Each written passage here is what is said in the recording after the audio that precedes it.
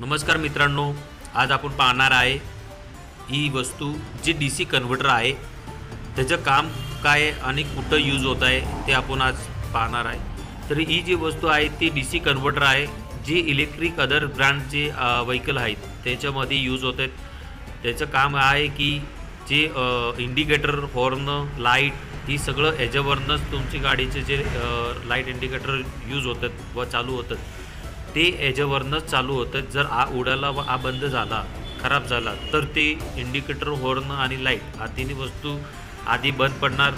आणि काही काही गाड्यांना असं पण आहे की जर ह्याचं कन्व्हर्टर गेला तर गाडी पण बंद पडू शकते आहे, तुमचं ब्रेक सेन्सरचं चिन्ह येऊ शकतात व ते जाणार पण आणि पार्किंग मोड पण कधी कधी लागून राहतो आहे जर उडालं तर।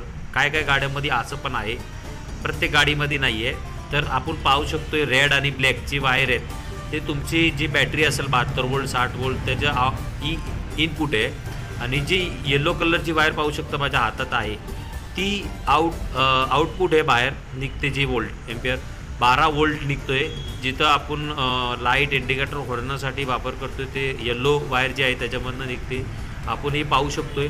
ही फ्यूज दिलेला आहे, जर लाईट ती जी आहे ते कन्व्हर्टरच्या सेफ्टीसाठी आहे, कुठे फ्लॅक्चुएट वगैरे झालं तर ते आधी फ्यूज उडून जातो, कन्व्हर्टरला काही प्रॉब्लेम येत नाही आहे, त्याच्यामुळं तो दिलेला असतो।